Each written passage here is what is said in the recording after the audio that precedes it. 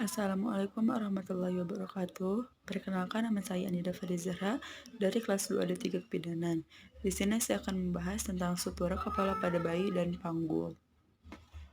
Sutura adalah garis-garis lekukan yang ada pada tengkorak.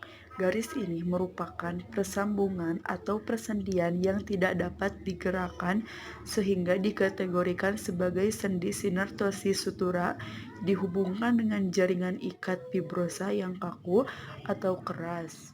Sutura pada kepala bayi yang pertama adalah metofik. Metofik terdapat di bagian atas pangkal hidung sampai ke garis tengah dahi ke ubun-ubun anterior atau titik lemah dan sutura sagittalis. Dahi akan tampak seperti sepertiga dan melebar pada bagian belakang kepala. Bagian-bagian sutura pada kepala bayi yang pertama adalah metofik. Metofik terdapat di bagian atas pangkal hidung sampai ke garis tengah dahi ke ubun-ubun anterior atau titik lemah dan sutura sagittalis. Dahi akan tampak seperti sepertiga dan melebar pada bagian belakang kepala. Yang kedua ada anterior fontanel. Anterior fontanel adalah ubun-ubun yang terletak di puncak kepala. Bagian-bagian sutura pada kepala bayi. Bagian-bagian sutura pada kepala bayi yang pertama ada metofik. Metofik merupakan terdapat di bagian atas pangkal hidung sampai ke garis tengah dahi ke ubun-ubun anterior atau titik lemah dan sutura sagittalis. Dahi akan tampak seperti sepertiga dan melebar pada bagian belakang kepala. Anterior fontanel. Anterior fontanel adalah ubun-ubun yang terletak di puncak kepala bayi dan paling mudah ditemukan. Bagian fontanel ini paling besar dan gampang diraba.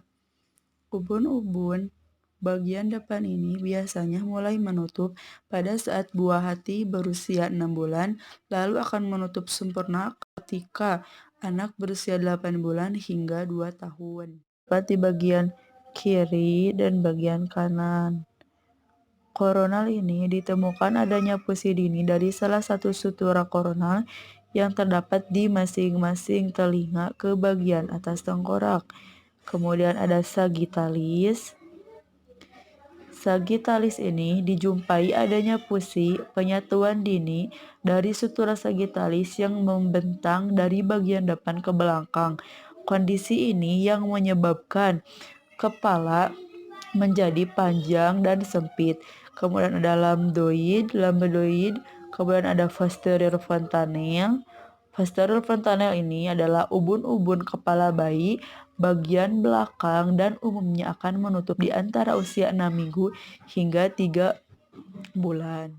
Selanjutnya, saya akan membahas sedikit tentang panggul. Setiap wanita pasti mempunyai anatomi panggul yang unik dan berbeda-beda satu sama lain.